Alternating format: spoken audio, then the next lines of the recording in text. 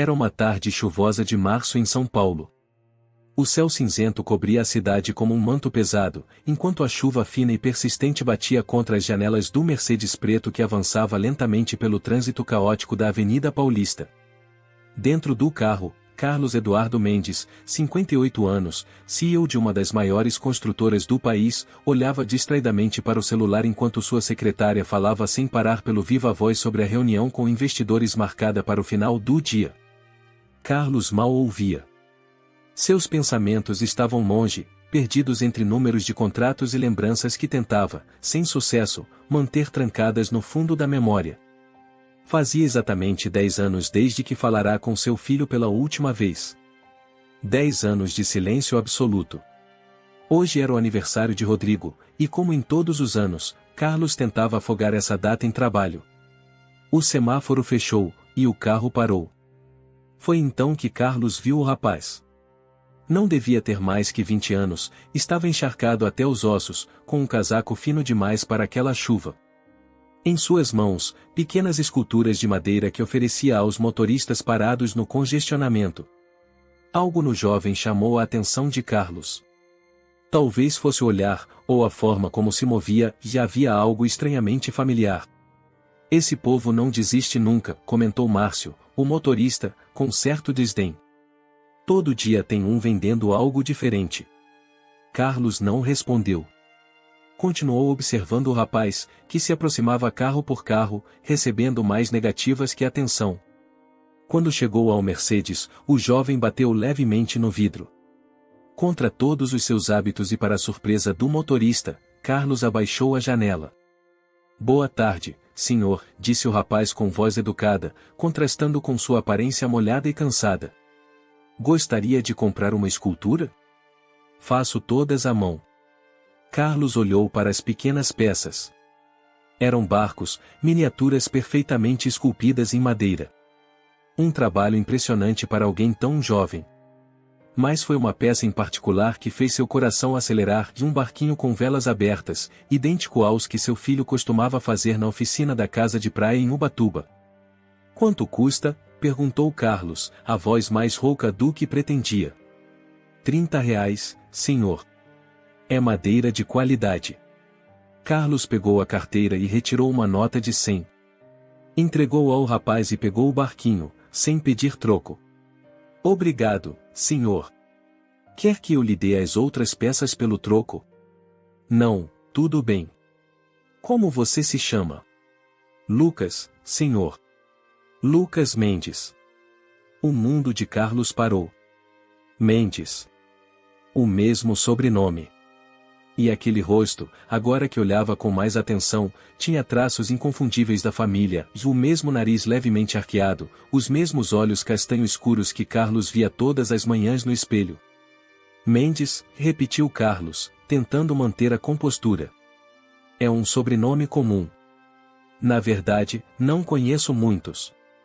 Era o sobrenome do meu pai, respondeu Lucas, desviando o olhar para a chuva que continuava a cair. O semáforo abriu, e os carros atrás começaram a buzinar impacientes. Preciso ir, disse Lucas, afastando-se. Espere, Carlos abriu a porta do carro. Suba, vamos conversar um pouco. Márcio olhou pelo retrovisor, surpreso.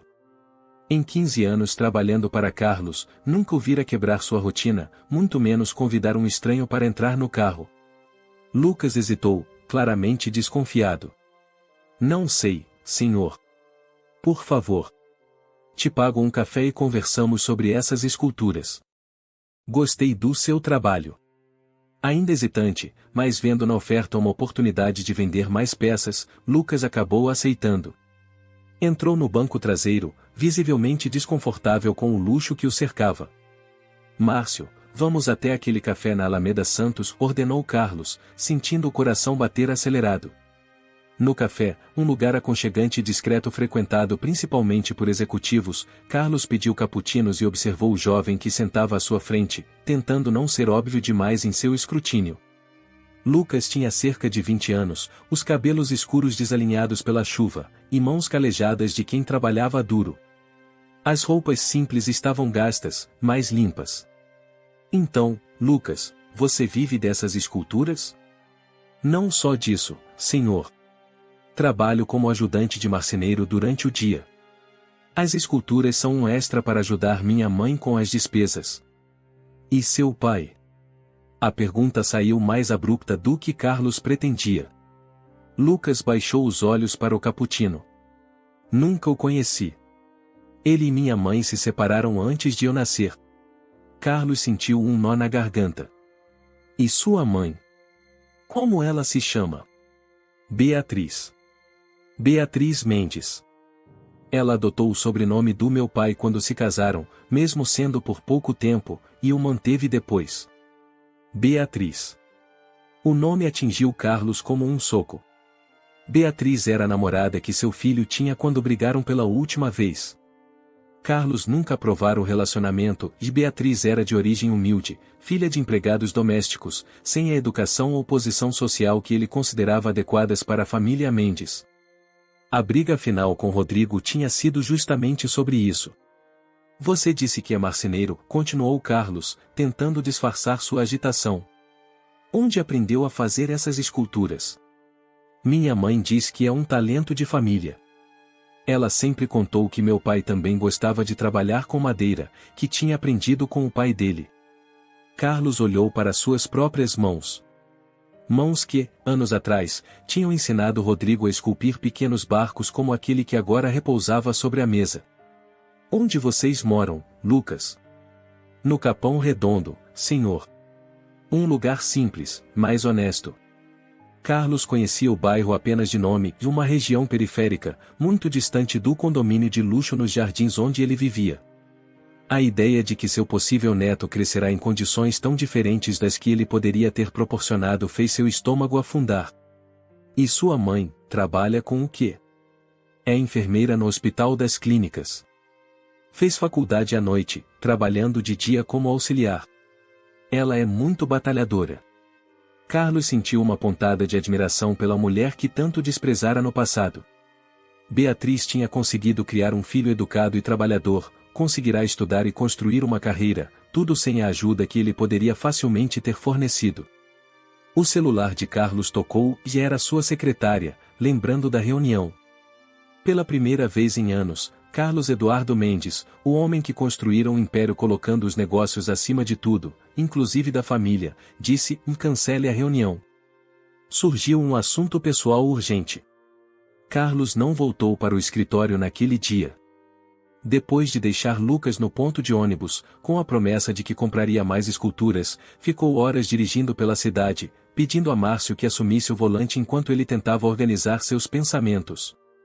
A chuva continuava caindo, transformando São Paulo num labirinto cinzento de ruas alagadas e buzinas impacientes. Quer que eu o leve para casa, doutor Carlos? Perguntou Márcio, depois de quase 2 horas rodando sem rumo. Carlos hesitou. Casa. O apartamento de cobertura nos jardins nunca parecerá tão vazio quanto neste momento. Não. Me leve até Santana. Márcio ergueu as sobrancelhas, surpreso, mas não questionou. Santana era um bairro de classe média na Zona Norte, muito distante do círculo que Carlos frequentava. Quando chegaram à rua indicada, Carlos pediu que Márcio estacionasse. Espere aqui. Não sei quanto tempo vou demorar. O prédio antigo, com a pintura descascando e o interfone que mal funcionava, era onde morava Teresa, sua ex-esposa. Não se viam pessoalmente há anos, embora ela ainda recebesse uma generosa pensão. A separação ocorrerá pouco depois da briga com Rodrigo, quando Carlos a culpou por não ter sido firme o suficiente na educação do filho. Carlos tocou o interfone várias vezes até ouvir a voz rouca pelo aparelho. Quem é? Teresa, sou eu. Carlos. Um longo silêncio se seguiu, e então a porta destravou sem nenhuma palavra. No 3º andar, Teresa esperava à porta do apartamento. Estava mais velha, os cabelos completamente grisalhos agora, mas mantinha a postura altiva que sempre tivera. Usava um roupão simples e chinelos, como se tivesse sido interrompida em sua rotina noturna. O que você quer depois de tanto tempo? Perguntou ela, sem convidá-lo a entrar. Preciso falar sobre Rodrigo. Teresa endureceu visivelmente, mas abriu mais a porta, um gesto silencioso para que entrasse. O apartamento era modesto comparado à vida de luxo que tiveram juntos, mas estava impecavelmente arrumado. Nas paredes, fotos de Rodrigo em diferentes idades, incluindo algumas recentes que Carlos nunca tinha visto. Você tem mantido contato com ele, disse Carlos, não como uma pergunta, mas como uma constatação amarga. Sou mãe dele. Claro que mantenho, respondeu Teresa, sentando-se numa poltrona gasta. O que quer saber depois de 10 anos fingindo que não tem um filho? Ele teve um filho? Com a Beatriz? Teresa estreitou os olhos, estudando o ex-marido como se tentasse decifrar um código. Como você soube disso? Então era a verdade. O impacto da confirmação fez Carlos sentar-se pesadamente no sofá. Encontrei um rapaz hoje. Lucas. Vende esculturas de madeira no Farol. Tem o nosso sobrenome e faz os mesmos barquinhos que eu ensinei Rodrigo a fazer. Teresa soltou uma risada seca, sem humor ou o mundo dá voltas, não é? Você expulsou seu filho de casa quando ele disse que ia ser pai, que ia casar com uma moça que você considerava inferior, e agora o destino coloca seu neto na sua frente. As palavras eram duras, mas verdadeiras. Carlos tentou se defender, mais por hábito do que por convicção. Eu só queria o melhor para ele. Beatriz não tinha educação, vinha de uma família problemática. E criou um rapaz educado, trabalhador e talentoso, cortou Teresa. Enquanto você estava ocupado demais construindo aquele império que ninguém vai lembrar quando você morrer. O silêncio que se seguiu foi pesado. Carlos olhou para as fotos na parede, detendo-se numa em que Rodrigo aparecia com uma mulher bonita de pele morena e um bebê nos braços. Sua nora e seu neto, pessoas que ele escolhera não conhecer. Como eles estão? Rodrigo, Beatriz. Teresa suspirou, servindo-se de um copo d'água. Não ofereceu nada a Carlos. Rodrigo e Beatriz se separaram há 5 anos. Não foi um casamento ruim, mas eram muito jovens quando tudo aconteceu. Rodrigo está morando em Florianópolis agora, trabalha como arquiteto numa construtora pequena. Beatriz ficou com a guarda do Lucas, mas Rodrigo sempre foi presente, mandava dinheiro, visitava quando podia. E por que Lucas vende esculturas no Farol? Se Rodrigo ajuda.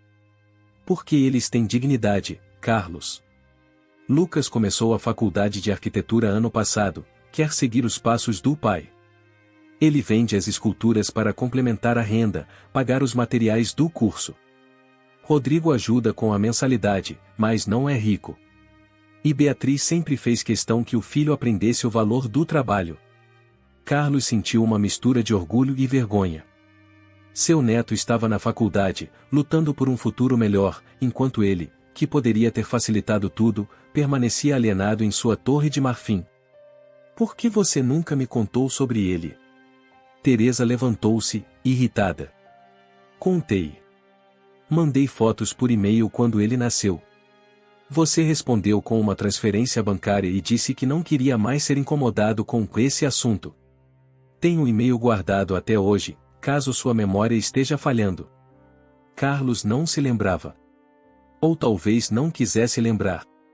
Aqueles foram dias confusos, quando mergulhara ainda mais no trabalho para não enfrentar a dor da ruptura com o filho. Eu quero conhecê-los. Oficialmente. Fazer parte da vida deles. Agora. Depois de 20 anos? Você acha que é só chegar e tudo se resolve? Não, eu sei que não é simples assim. Mas tenho que tentar. Antes que seja tarde demais. Teresa olhou longamente para o ex-marido. Seus olhos estavam mais suaves agora, quase compadecidos. Rodrigo vem a São Paulo no próximo fim de semana. Vai participar de um congresso de arquitetura sustentável no Ibirapuera. Ele sempre visita Lucas e Beatriz quando vem. Você acha que ele aceitaria me ver? Não sei, Carlos. Isso é algo que só ele pode decidir. Quando saiu do apartamento de Teresa, a chuva tinha parado. O ar estava limpo, como se a tempestade tivesse lavado não apenas a cidade, mas também parte do peso que Carlos carregava. No caminho para casa, pediu a Márcio que parasse numa banca de jornal. Comprou todas as revistas de arquitetura que encontrou, querendo saber mais sobre o mundo do filho que abandonara. Chegando em casa, Carlos foi direto para seu escritório. Abriu um armário que permanecia trancado há anos e retirou uma caixa de madeira empoeirada. Dentro, fotos antigas, cartões de aniversário feitos à mão, o primeiro desenho de Rodrigo, um relógio que Teresa lhe dera quando se casaram. E, num canto, um pequeno barco de madeira, o primeiro que ele e Rodrigo haviam construído juntos, quando o menino tinha apenas 7 anos. Carlos segurou o barquinho com cuidado, como se pudesse desfazer-se em suas mãos. Lembrou-se do dia em que o fizeram, no sítio em Atibaia, sentados à sombra de uma mangueira. Rodrigo estava tão orgulhoso quando terminaram, seus olhos brilhando de alegria. Um dia vou fazer um barco de verdade, pai, e vamos navegar pelo mundo todo. O telefone tocou, trazendo Carlos de volta ao presente. Era sua secretária, preocupada com seu sumiço repentino. Está tudo bem, Dr. Carlos? Os investidores ficaram desapontados com o cancelamento. Márcia. Preciso que você cancele minha agenda da próxima semana. Todos os compromissos. Todos. Mas senhor, temos a reunião com os acionistas na terça, e... Cancele tudo, interrompeu Carlos, surpreendendo a si mesmo com a firmeza na voz. E pesquise tudo sobre o Congresso de Arquitetura Sustentável que vai acontecer no Ibirapuera neste fim de semana. Quero saber a programação completa.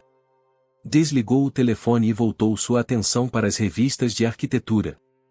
Em uma delas, encontrou um pequeno artigo sobre projetos inovadores no sul do país, com uma foto diminuta de uma equipe de arquitetos. Entre eles, um homem que, mesmo após tantos anos, Carlos reconheceria em qualquer lugar e seu filho, Rodrigo. O pavilhão da Bienal no Parque Ibirapuera estava cheio naquela manhã de sábado. Profissionais de arquitetura, estudantes e curiosos circulavam entre os estandes, observando maquetes e painéis sobre construções sustentáveis. Carlos, vestindo jeans e camisa polo, de um visual deliberadamente informal, longe dos ternos italianos que costumava usar, e sentia-se deslocado, nervoso como um adolescente. Havia chegado cedo, estudado a programação e descoberto que Rodrigo faria uma apresentação às 11 horas sobre um projeto de habitação social com materiais reciclados desenvolvido em Florianópolis. Carlos escolheu um lugar discreto no auditório, o coração batendo tão forte que chegava a doer. Quando Rodrigo subiu ao palco, Carlos quase não reconheceu o filho. Não era mais o jovem rebelde de 20 anos, mas um homem de 40, com cabelos grisalhos nas têmporas e uma postura confiante. Usava óculos agora, e sorria com facilidade enquanto ajustava o microfone. Bom dia a todos. Meu nome é Rodrigo Mendes, sou arquiteto do Coletivo Raiz, de Florianópolis. Hoje vou falar sobre nosso projeto na comunidade Monte Serrat, onde desenvolvemos um modelo de habitação que utiliza 70% de materiais reciclados ou reaproveitados. A voz era diferente, e mais grave, mais segura, e mais ainda tinha aquela cadência peculiar que Carlos conhecia tão bem. Durante uma hora, Rodrigo falou com paixão sobre arquitetura inclusiva, sobre como projetar pensando nas pessoas reais que habitariam os espaços, sobre respeito ao meio ambiente e às tradições locais. Era exatamente o oposto da filosofia que norteava a construtora de Carlos, conhecida por erguer prédios de luxo que transformavam bairros inteiros, expulsando antigos moradores. Cada palavra de Rodrigo parecia uma crítica direta ao império que Carlos construíra, embora o filho jamais tivesse mencionado seu nome. Quando a apresentação terminou, Carlos permaneceu sentado enquanto a plateia se dispersava.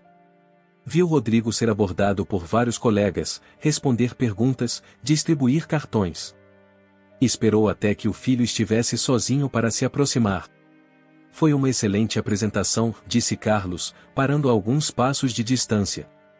Rodrigo virou-se, pronto para agradecer, e congelou. Por um instante, nenhum dos dois disse nada.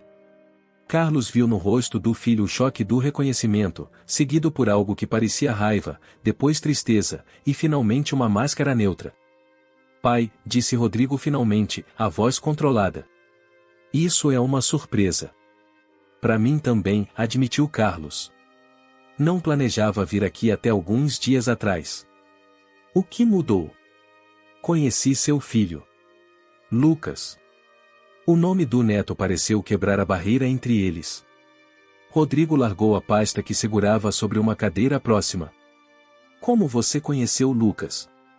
Carlos contou sobre o encontro no semáforo, as esculturas de barcos, a conversa no café.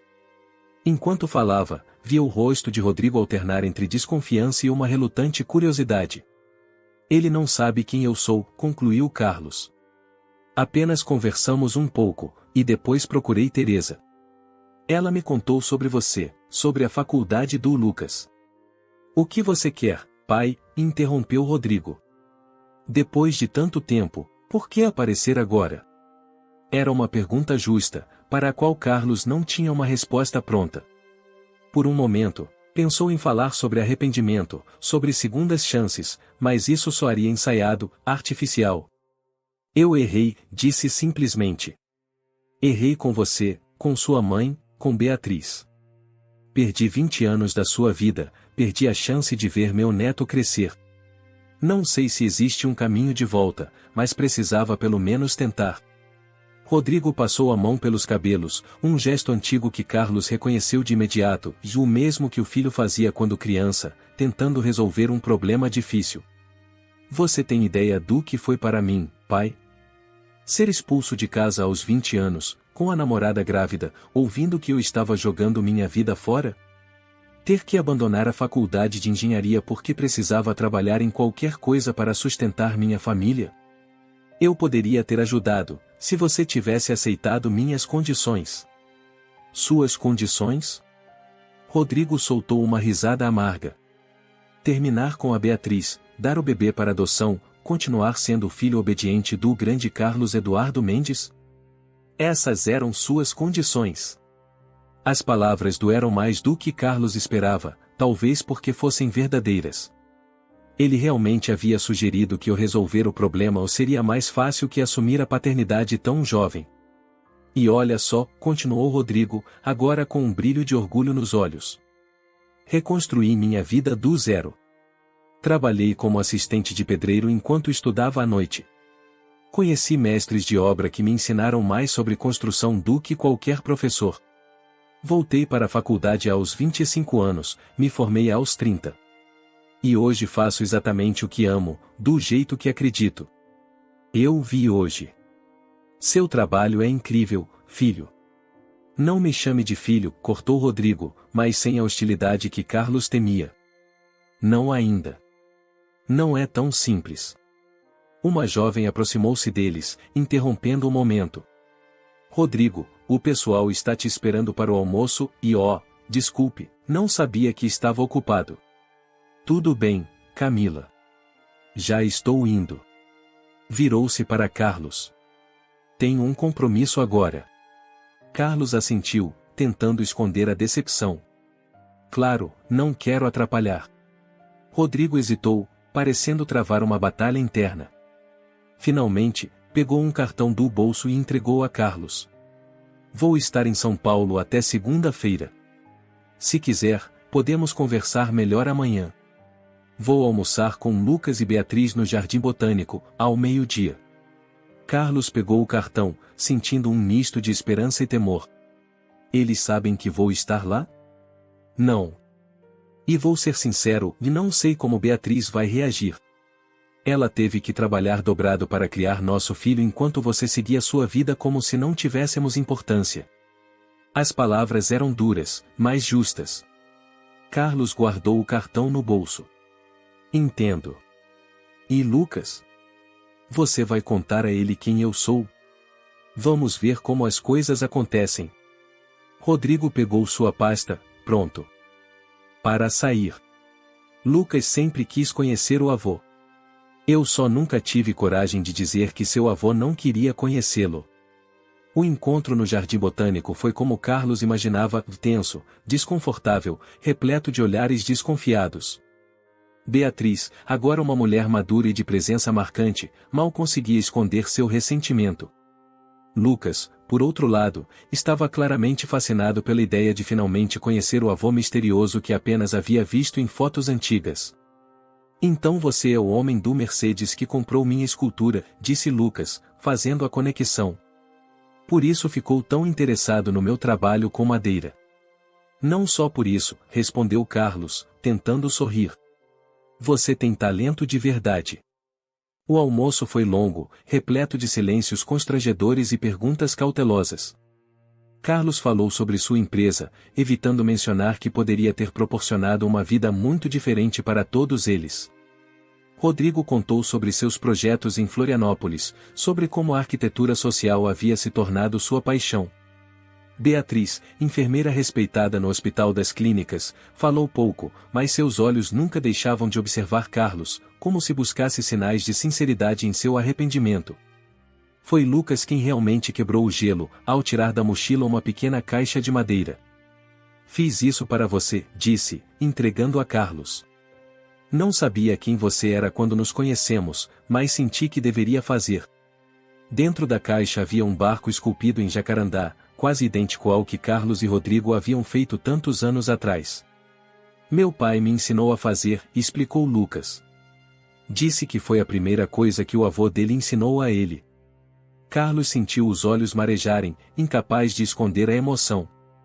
Olhou para Rodrigo, que observava a cena com uma expressão difícil de ler. Obrigado, foi tudo que Carlos conseguiu dizer, segurando o pequeno barco como se fosse o mais precioso dos tesouros. Ao final do almoço, quando se despediam no estacionamento, Carlos tomou coragem e fez o convite que havia ensaiado a noite toda. Gostaria que vocês conhecessem minha casa. Talvez no próximo fim de semana que Rodrigo vier a São Paulo? Tenho muitas fotos antigas, coisas que talvez vocês queiram ver. Beatriz franziu o senho, ainda relutante. Rodrigo trocou um olhar com ela, uma comunicação silenciosa que só ex-casais que se respeitam conseguem ter. Ou vamos pensar no assunto, respondeu Rodrigo finalmente. É muita coisa para processar de uma vez. Entendo, disse Carlos, tentando esconder a decepção. O convite está feito, quando quiserem. Quando já se afastavam, Lucas virou-se e correu de volta até Carlos. Posso te fazer uma pergunta? Claro. Por que você nunca quis nos conhecer antes? O que fizemos de errado? A pergunta, feita com a franqueza direta da juventude, atingiu Carlos como um golpe físico. Viu Rodrigo e Beatriz pararem a alguns metros de distância, claramente atentos à resposta. Vocês não fizeram nada errado, respondeu Carlos, olhando nos olhos do neto. Fui eu. Estava tão preocupado com dinheiro, com status, com o que os outros pensariam, que me esqueci do que realmente importa. E quando percebi meu erro, achei que era tarde demais para voltar atrás. Lucas assentiu lentamente, processando a resposta. Nunca é tarde demais para fazer a coisa certa, disse, com uma sabedoria que ia além de seus anos. Então, para a surpresa de todos, especialmente de Carlos, deu um rápido abraço no avô antes de voltar para junto dos pais. Carlos ficou parado no estacionamento, observando os três se afastarem. Não sabia se conseguiria realmente reconstruir os laços rompidos há tanto tempo. Talvez fosse tarde demais para ser o pai que Rodrigo merecia. Mas talvez, apenas talvez, não fosse tarde para ser o avô que Lucas nunca teve. 2 semanas se passaram desde o encontro no Jardim Botânico. Carlos havia enviado mensagens para Rodrigo, perguntando discretamente se a família havia considerado seu convite, mas as respostas eram educadas e evasivas. Estamos ocupados, preciso resolver algumas coisas em Florianópolis, te aviso quando for possível. Na manhã de quarta-feira, enquanto revisava contratos em seu escritório na Faria Lima, Carlos recebeu uma ligação inesperada. Era Lucas. Alô, vô, posso te chamar assim? A pergunta simples fez Carlos sorrir pela primeira vez naquele dia. Claro que pode. Estou com um problema e, na verdade, não sei se deveria estar te ligando, mas... O que aconteceu? Carlos endireitou-se na cadeira, imediatamente alerta. É sobre a faculdade. Tivemos que entregar um projeto hoje, uma maquete para a disciplina de Fundamentos de Arquitetura. Meu professor disse que meu trabalho é bom, mas que não tenho materiais adequados. Os outros alunos têm impressoras 3D, equipamentos caros e eu tentei fazer tudo à mão. Carlos sentiu uma mistura de orgulho pela dedicação do neto e tristeza por não ter estado presente para ajudá-lo antes. Onde você está agora? Na faculdade. No laboratório de maquetes. Posso ir até aí? Talvez eu possa ajudar. Houve um momento de hesitação. Minha mãe não vai gostar muito. Ela faz questão que eu resolva as coisas sozinho. Entendo, disse Carlos, tentando esconder a decepção. Mas talvez possamos encontrar um meio-termo. Sua mãe está certa em querer que você desenvolva independência, mas avós existem para ajudar de vez em quando, não é? Lucas riu levemente. É na FAUSP, na cidade universitária. Laboratório de maquetes, segundo andar. Quando Carlos chegou à FAU, uma hora depois, encontrou um prédio brutalista imponente, com estudantes espalhados pelos espaços abertos, trabalhando em projetos ou simplesmente conversando. Sentiu-se deslocado entre os jovens, mas também curioso, e era um mundo completamente diferente do ambiente corporativo que frequentava. No laboratório, Lucas estava concentrado sobre uma mesa, trabalhando em uma estrutura que parecia representar um centro comunitário. Ao seu redor, outros estudantes usavam ferramentas sofisticadas e materiais profissionais. O contraste era evidente. Seu trabalho está excelente, disse Carlos, aproximando-se. Lucas levantou a cabeça, surpreso. Você veio mesmo? Claro. Sou seu avô, não sou. Um rapaz trabalhando na mesa ao lado olhou para eles com curiosidade. Esse é seu avô, Lucas? Pensei que você tinha dito que ele tinha morrido. Carlos sentiu como se tivesse levado um soco. Lucas enrubesceu. Não, Felipe. Esse é meu avô paterno. Eu nunca o tinha conhecido até recentemente. Felipe assentiu, sem dar muita importância, e voltou ao seu trabalho. Carlos tentou disfarçar o impacto das palavras. Vamos dar uma volta, sugeriu. Você pode me mostrar o campus. Enquanto caminhavam pelos jardins da USP, Lucas explicou sua situação. Estava no segundo semestre de arquitetura. Mantinha boas notas, mas sentia dificuldade em competir com colegas que tinham recursos para materiais melhores e cursos complementares. Trabalhava como monitor na biblioteca da faculdade para ajudar nas despesas, além de vender suas esculturas. Meu pai ajuda com o que pode, mas o escritório dele em Florianópolis ainda está crescendo. E minha mãe já faz muito pagando o apartamento e as contas. E como posso ajudar? Perguntou Carlos. Não quero interferir no que seus pais consideram importante para a sua formação, mas também não quero ver você em desvantagem. Lucas parou sob a sombra de um ipê amarelo. Na verdade, estava pensando em algo mais específico. Você é dono de uma construtora, certo? Estou tentando conseguir um estágio, mas é difícil sem contatos no mercado. A proposta era razoável, mas Carlos sabia que não seria tão simples. Se oferecesse um estágio a Lucas em sua empresa, Beatriz provavelmente veria como uma tentativa de cooptação, e Rodrigo poderia interpretar como uma crítica à sua capacidade de prover para o filho.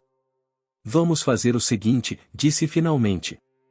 Posso apresentar você a alguns colegas de outras empresas, para que faça entrevistas como qualquer outro candidato. E quanto aos materiais para suas maquetes, que tal conversarmos com seus pais sobre eu montar um pequeno estúdio no meu apartamento? Assim, quando quiser usar, pode vir como quem visita o avô, não como quem recebe ajuda financeira. Lucas sorriu, aparentemente aliviado por Carlos entender as complexidades da situação. Obrigado, vô. Acho que pode funcionar. Quando Carlos deixou o campus, ligou imediatamente para Rodrigo. Foi direto ao assunto. Lucas me procurou hoje. Pediu ajuda com um estágio e materiais para a faculdade.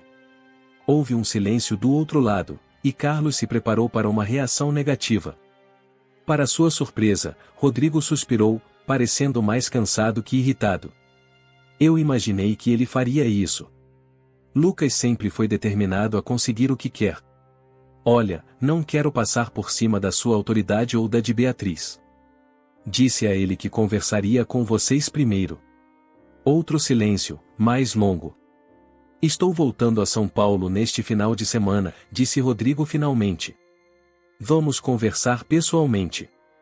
A reunião aconteceu no apartamento de Beatriz, um sobrado simples mas aconchegante no Butantã, próximo à USP. O lugar refletia a personalidade prática de Beatriz e poucos enfeites, muitos livros, móveis funcionais. Na sala, Carlos observou as fotografias que contavam a história que ele não testemunhara, Lucas bebê nos braços de Beatriz no hospital, seu primeiro dia de escola, uma formatura do ensino médio, com Rodrigo ao seu lado, os três em uma praia, provavelmente em Santa Catarina. A atmosfera estava tensa. Beatriz havia preparado café, mas sua postura rígida deixava claro que a hospitalidade era por educação, não por acolhimento. Vamos ser diretos, começou ela, assim que todos se sentaram. Carlos, você apareceu na nossa vida há menos de um mês, depois de 20 anos de ausência. Entendo que quer se aproximar de Lucas, e até respeito isso. Mas precisa entender que não pode simplesmente entrar na vida dele oferecendo tudo o que nós nunca pudemos dar. Não é bem assim, mãe, interrompeu Lucas. Eu que pedi ajuda. Você é jovem, Lucas, respondeu Beatriz com firmeza. Não entende como essas coisas funcionam. Hoje é um estágio, amanhã é um carro, depois um apartamento. Não quero que você acredite que o dinheiro pode compensar anos de ausência. Eu concordo com Beatriz, disse Carlos, surpreendendo a todos. Não estou tentando comprar o afeto de Lucas ou o perdão de vocês. Mas também não posso fingir que não tenho recursos que poderiam ajudá-lo. Qual seria o sentido disso? Rodrigo, que estivera quieto até então, finalmente se manifestou. O problema não é a ajuda em si, pai. É o que vem com ela. Você sempre acreditou que seu dinheiro lhe dava o direito de controlar a vida dos outros. Foi assim comigo, com minha mãe, e temo que seja assim com Lucas. As palavras doeram, mas Carlos sabia que havia verdade nelas. Por muitos anos, sua generosidade vinha com condições não declaradas. Vocês estão certos em desconfiar, admitiu. Não fui um bom pai, e entendo que temam que eu não seja um bom avô. Mas estou tentando mudar. Não quero controlar ninguém, só quero ajudar. Palavras são fáceis, retrucou Beatriz. Então proponho ações, respondeu Carlos. Vamos estabelecer limites claros.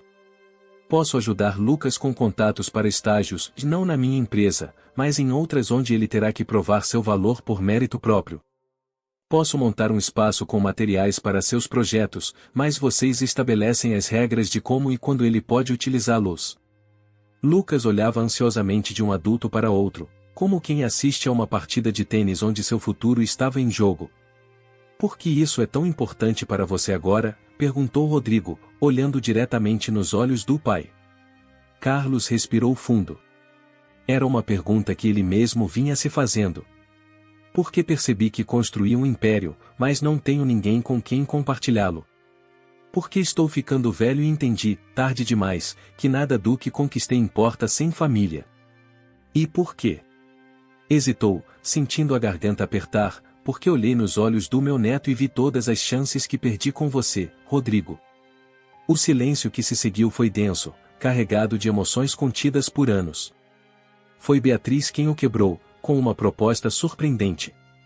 Um mês, disse ela. Vamos dar um mês para ver como isso funciona. Lucas pode visitar Carlos aos sábados para usar o estúdio. Quanto ao estágio, precisa ser por processo seletivo normal, sem favorecimentos. Rodrigo a olhou, surpreso com a concessão. Ela sustentou seu olhar, comunicando algo que Carlos não conseguia decifrar. Um mês, concordou Rodrigo finalmente. E vamos reavaliando aos poucos. Carlos assentiu, entendendo que aquela pequena abertura era mais do que merecia. Os muros que o separavam de sua família ainda estavam lá, sólidos e altos. Mas agora, pelo menos, havia uma porta, e estreita, vigiada, mas aberta. O pequeno estúdio que Carlos montou para Lucas ficava no quarto de hóspedes de seu apartamento. Mesa de desenho profissional, computador com softwares de arquitetura, impressora 3D, materiais importados para maquetes, tudo à disposição do neto, que aparecia pontualmente todos os sábados às 9 da manhã. As primeiras visitas foram constrangedoras. Lucas passava horas concentrado em seus projetos, falando pouco. Carlos tentava não parecer ansioso ou intrusivo, mantendo-se por perto caso o neto precisasse de algo, mas dando-lhe espaço para trabalhar. Aos poucos, a relação foi se tornando mais natural. Lucas começou a mostrar seus desenhos, a explicar conceitos de arquitetura, a pedir opiniões. Em um desses sábados, enquanto trabalhavam juntos em uma maquete particularmente complexa, Lucas fez uma pergunta que Carlos temia desde o primeiro encontro. Por que você e meu pai brigaram? Carlos largou a pequena peça que segurava. Ele nunca contou. Contou a versão dele. Disse que você não aceitou minha mãe por ela ser de origem humilde, que queria que ele terminasse o relacionamento quando descobriu que ela estava grávida de mim. A franqueza adolescente não deixava espaço para evasivas. Carlos sentiu a garganta secar. Podia negar, suavizar a verdade, mas algo lhe dizia que precisava ser honesto. Foi isso mesmo, admitiu. E não tenho justificativas, Lucas. Fui preconceituoso, arrogante, insensível.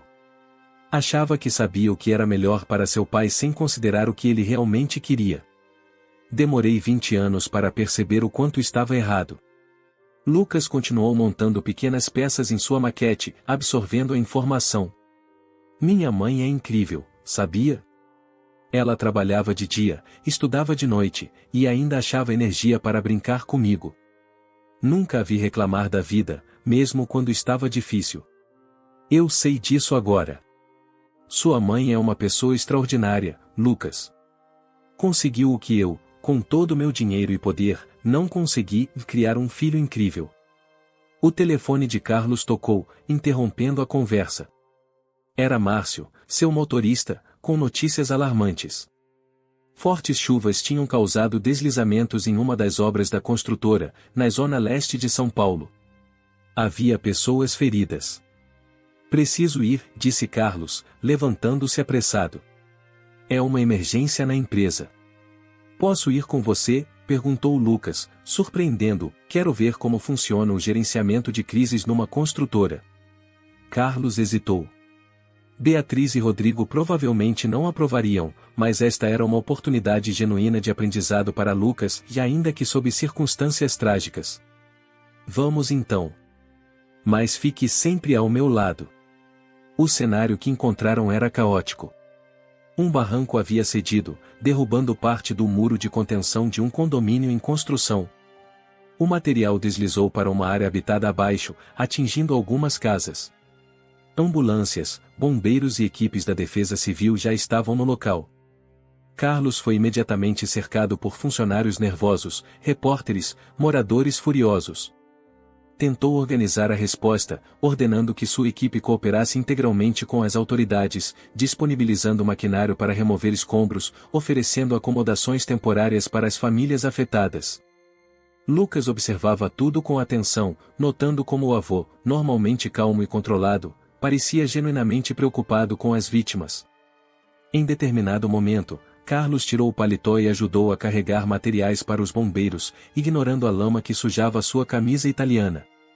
Quantas pessoas foram atingidas? Perguntou Carlos a um dos engenheiros da obra. 2 casas foram parcialmente destruídas.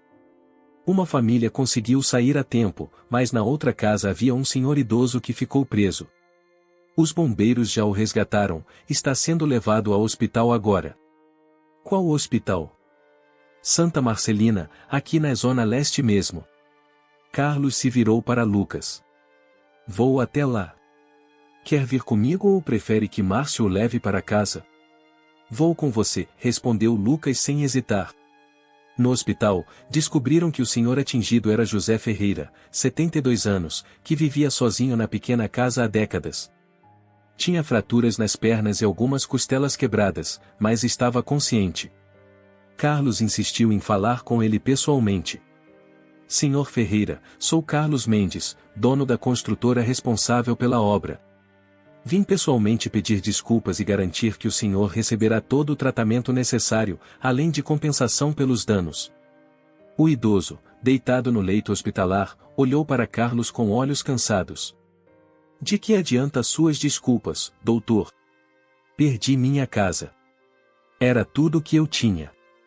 Lucas, que estava ao lado do avô, adiantou-se.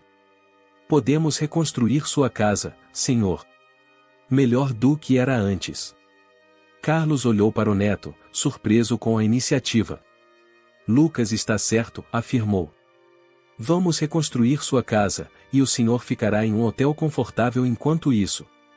E quem garante que vai ser como vocês estão dizendo? Perguntou o idoso, desconfiado. Gente grande como você promete mundos e fundos na hora do aperto, depois esquece. Foi quando Lucas teve uma ideia. Tirou seu caderno de desenho da mochila que trazia a tiracolo. Se o senhor permitir, posso desenhar sua nova casa agora mesmo.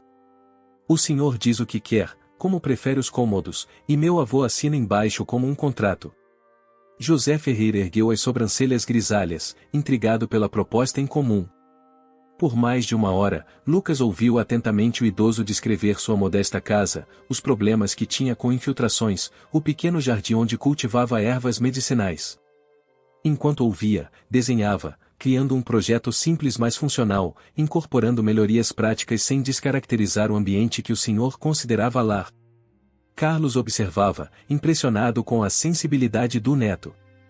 Lucas não pensava como um arquiteto comercial preocupado com lucros, mas como alguém que entendia o valor emocional de um lar. Era exatamente a abordagem que Rodrigo defendia em seus projetos sociais. Quando terminaram, José Ferreira parecia outro homem, desanimado, cheio de ideias, até mesmo sorrindo para Lucas, que prometeu voltar nos próximos dias com o projeto finalizado. Na saída do hospital, Carlos recebeu uma ligação. Era Beatriz, e ela não estava nada contente. Onde está Lucas? Ele deveria ter voltado há horas. Está comigo, Beatriz. Houve um problema em uma obra e... Você levou meu filho para um canteiro de obras sem minha autorização? A voz dela tremia de raiva. Depois de tudo que conversamos sobre limites. Não foi planejado, foi uma emergência. Lucas quis vir e achei que seria uma experiência educativa para ele. Educativa, cortou Beatriz. Expor meu filho a um ambiente potencialmente perigoso é educativo? Você não mudou nada, Carlos. Continua fazendo o que quer, quando quer, sem considerar os outros. Carlos sentiu o estômago afundar. Justo quando as coisas pareciam melhorar, cometera outro erro de julgamento. Estamos no Hospital Santa Marcelina. Vou levá-lo para casa agora mesmo. Não. Rodrigo e eu vamos buscá-lo aí. Não se mova. Quando desligou, Lucas o encarava com expressão preocupada. Minha mãe está brava, não é? Está, admitiu Carlos. E com razão. Eu não deveria ter levado você à obra sem permissão dela. Foi imprudente. Mas eu aprendi muito hoje, argumentou Lucas. Vi como você lida com uma crise, como assumiu responsabilidade. E pude ajudar o seu José. Mesmo assim, desobedeci às regras que seus pais estabeleceram. Regras existem por razões válidas, Lucas, especialmente quando se trata de segurança. 30 minutos depois, um táxi parou em frente ao hospital. Rodrigo e Beatriz desceram, ambos com expressões tensas. Beatriz abraçou Lucas como se não o visse há meses, verificando se ele estava bem. Rodrigo permaneceu alguns passos atrás, observando Carlos com olhar severo. Estou bem, mãe, Lucas tentava se afastar, constrangido. Na verdade, foi incrível. Desenhei um projeto para reconstruir a casa de um senhor que foi atingido pelo deslizamento. Ele adorou minhas ideias. Lucas, vai esperar no táxi, pediu Beatriz. Precisamos conversar com seu avô. Quando Lucas se afastou, relutante, Carlos preparou-se para a tempestade. Mas foi Rodrigo quem falou primeiro. O que aconteceu exatamente? Carlos explicou a situação com todos os detalhes, que a emergência na obra, a decisão de levar Lucas, o estado do Sr. Ferreira, o projeto que o neto havia desenhado. Entendo que estão zangados, e têm todo o direito, concluiu. Mas posso garantir que Lucas nunca esteve em perigo. E ele realmente fez a diferença hoje. Beatriz ainda parecia furiosa, mas Rodrigo a surpreendeu. Vamos ver o projeto que ele fez. O quê? Beatriz se virou, incrédula. Quero ver o que nosso filho criou. Se ele realmente conseguiu projetar algo que consolou um idoso que acabou de perder tudo, isso é significativo. Chamaram Lucas de volta e pediram que mostrasse seus desenhos. Enquanto o rapaz explicava entusiasmado cada aspecto do projeto, Carlos notou uma mudança sutil na expressão de Rodrigo e um brilho de orgulho, talvez até de identificação. Aquele era o tipo de trabalho que ele mesmo fazia, projetando moradias dignas para pessoas comuns. É um bom trabalho, filho, disse Rodrigo finalmente. Você pensou nas necessidades práticas sem esquecer o componente humano. Lucas sorriu, iluminado pelo elogio do pai. E o vovô disse que vai mesmo reconstruir a casa, exatamente como desenhei. É verdade? Perguntou Rodrigo, virando-se para Carlos. Sim. Dei minha palavra ao Sr. Ferreira. Lucas pode supervisionar a reconstrução como parte de um estágio, se vocês permitirem. Beatriz e Rodrigo trocaram olhares. Havia ainda tensão entre eles, mas algo havia mudado. Vamos discutir isso em casa, disse Beatriz finalmente. Agora, precisamos ir. Quando estavam saindo, Lucas surpreendeu a todos mais uma vez, abraçando Carlos espontaneamente. Obrigado pelo dia de hoje, vô. Foi o melhor sábado que já tive. Carlos retribuiu o abraço, com o coração apertado. Não sabia se Beatriz e Rodrigo manteriam a porta aberta depois do que acontecerá hoje, mas aquele momento, aquele abraço sincero, já valia todas as mansões e empresas que construíra na vida. Carlos não viu Lucas no sábado seguinte.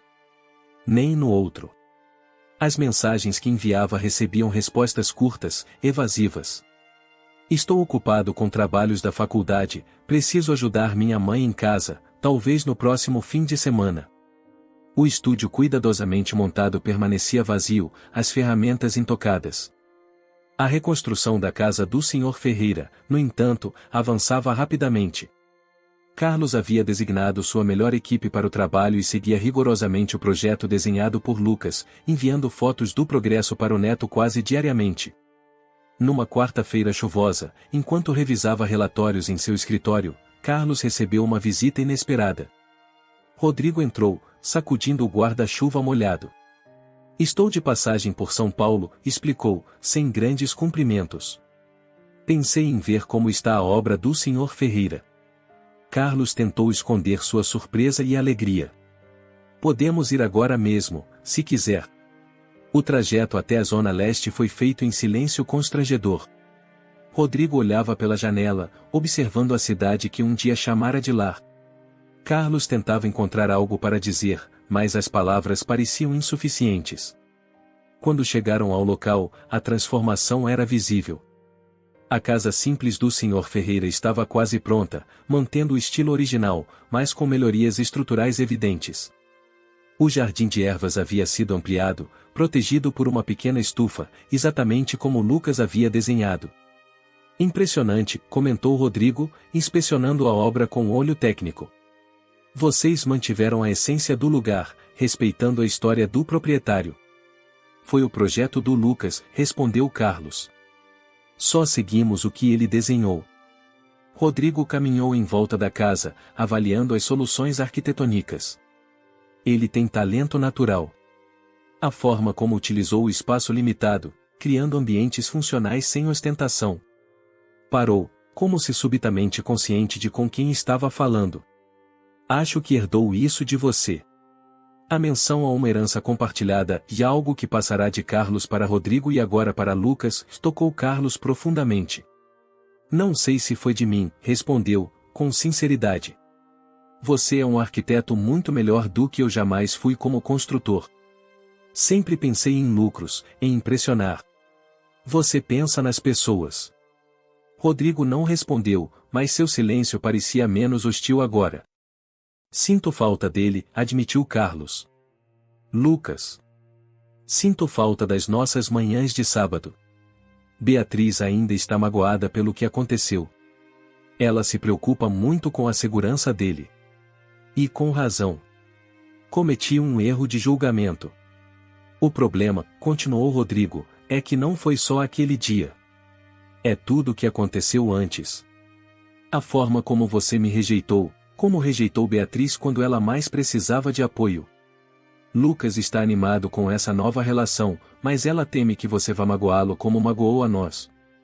Carlos assentiu, entendendo o medo de Beatriz. E você? Também teme isso? Rodrigo olhou pela janela da casa em construção, como se buscando a resposta lá fora. Uma parte de mim quer acreditar que você mudou. Outra parte lembra de todas as promessas que você fez e quebrou quando eu era criança. A chuva voltou a cair, forçando-os a se abrigarem dentro da casa inacabada.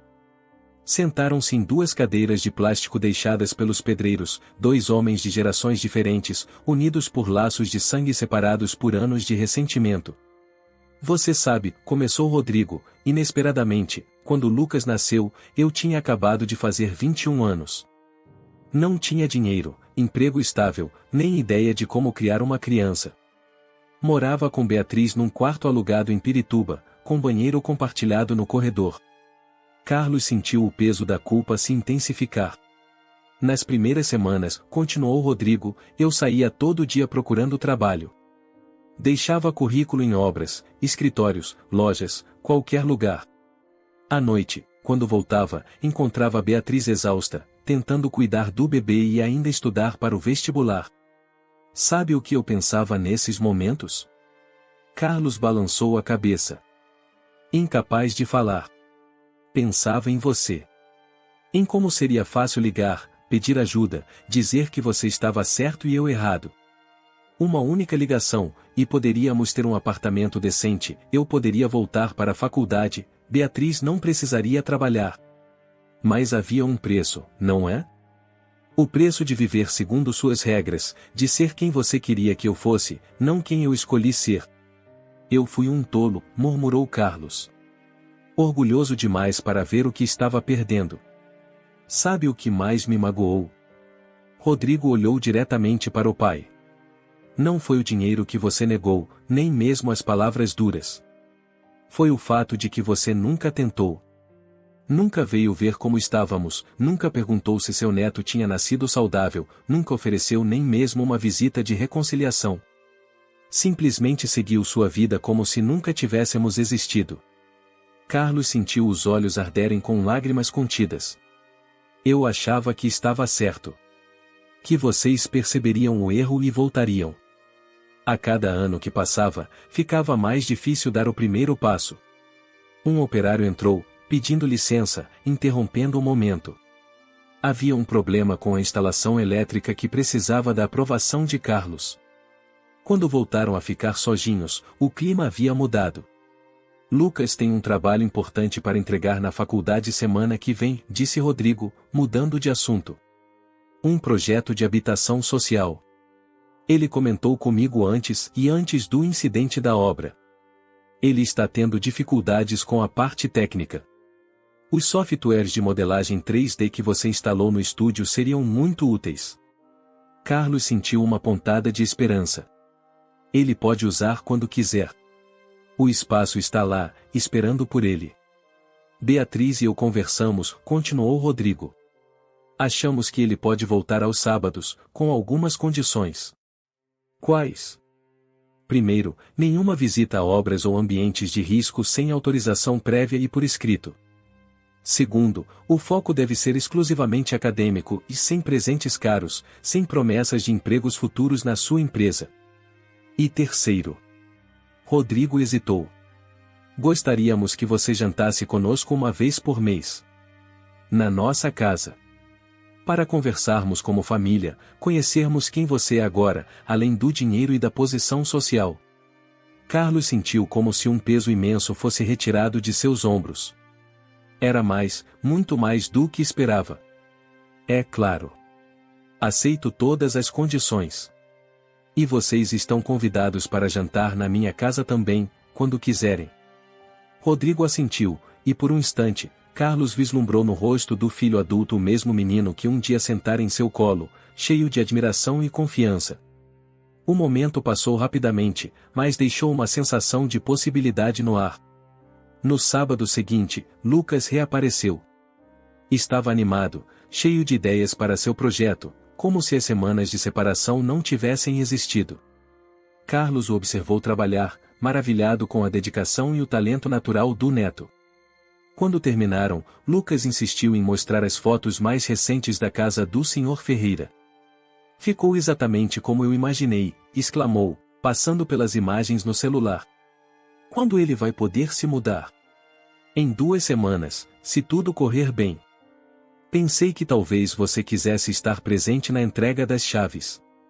Os olhos de Lucas brilharam. Posso mesmo? Com a autorização dos seus pais, claro.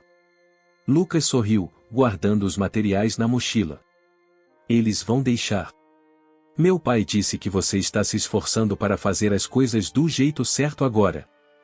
A simplicidade da afirmação e fazer as coisas do jeito certo o resumia tudo o que Carlos vinha tentando nos últimos meses. Não apagar o passado, não comprar perdão, apenas tentar acertar daqui para frente, um dia de cada vez. Ah, quase esqueci, disse Lucas, tirando um envelope da mochila. Um convite. Da minha mãe. Carlos abriu o envelope com cuidado. Era um convite simples, feito à mão no aniversário de Beatriz, de sábado, 19 horas, e Rua das Hortênsias 87, e Butantã. Ela mesma fez o convite, explicou Lucas. Disse que não precisava ser nada chique, que você não precisava levar presentes nem nada, mas que ia gostar se você fosse.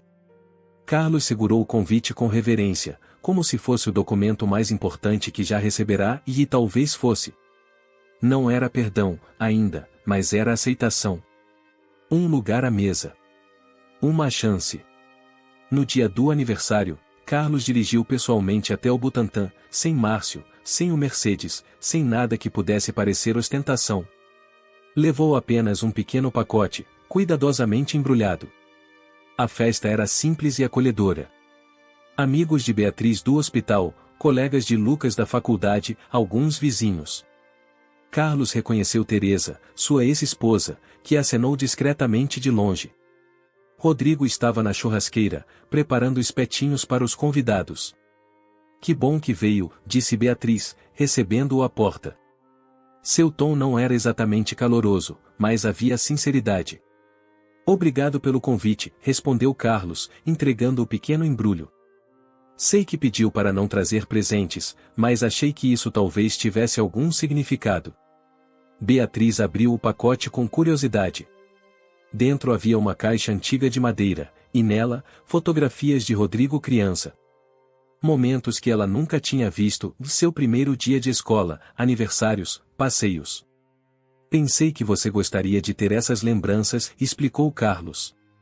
Para completar a história de vocês.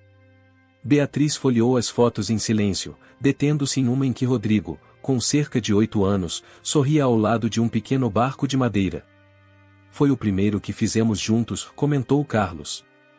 Ele fez uma igual para Lucas quando ele tinha essa idade, respondeu Beatriz, suavemente. Durante a festa, Carlos permaneceu discreto, observando a dinâmica familiar que se desenvolvera sem ele. Viu como Rodrigo e Beatriz, mesmo separados, mantinham uma relação de respeito e amizade. Como Lucas transitava entre os adultos com a confiança de quem sempre se sentiu amado. Como os amigos deles formavam uma rede de apoio sincera, sem as aparências e interesses que marcavam o círculo social de Carlos. No final da noite, quando a maioria dos convidados já havia partido, Lucas pediu a palavra. Ergueu uma taça de refrigerante em um brinde improvisado. A minha mãe, a melhor pessoa que conheço. E a nossa família, que está crescendo e aprendendo a se perdoar. Carlos sentiu o olhar de Lucas sobre si enquanto todos erguiam suas taças. Não era apenas um brinde, era um reconhecimento. Um lugar guardado para ele naquela mesa, naquela família. Mais tarde, enquanto ajudava a recolher copos e pratos descartáveis, Carlos encontrou-se ao lado de Rodrigo na pequena cozinha. Obrigado por vir, disse o filho, quebrando o silêncio. Significou muito para todos nós. Obrigado por me dar essa chance, respondeu Carlos. Sei que não mereço. Rodrigo enxugou um prato antes de guardá-lo, pensativo. Sabe, pai, a arquitetura me ensinou algo importante. Às vezes, uma estrutura aparentemente perdida pode ser recuperada. É preciso identificar o que ainda é sólido, remover o que está comprometido, e reconstruir com cuidado. Leva tempo, exige paciência. Mas no final, se o trabalho for bem feito, o que era ruína pode se tornar algo novo, algo melhor até do que o original. Carlos entendeu a metáfora. Sua relação com a família estava sendo reconstruída, e não para ser como antes, mas para se tornar algo novo, algo mais forte e autêntico. Acho que precisamos de um bom arquiteto para esse projeto, respondeu. Já temos 3, sorriu Rodrigo, fazendo um gesto em direção a Lucas, que ria com amigos na sala. E uma excelente enfermeira para cuidar dos ferimentos antigos. Naquela noite, ao voltar para seu apartamento nos Jardins, Carlos não sentiu o vazio costumeiro. Algo havia mudado.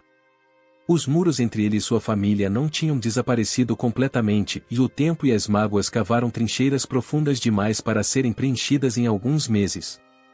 Mas agora havia pontes sendo construídas sobre essas águas turbulentas. Pontes frágeis, ainda em construção, mas firmes o suficiente para começar a travessia. Na segunda-feira, Carlos fez algo que surpreendeu seus assessores. Cancelou 2 reuniões importantes para acompanhar pessoalmente a entrega das chaves da casa reconstruída ao Sr. Ferreira. Rodrigo, Beatriz e Lucas estavam lá também, a convite de Carlos. Juntos, como a família imperfeita e em reconstrução que eram, assistiram à alegria do idoso ao reencontrar seu lar, melhorado mas ainda seu.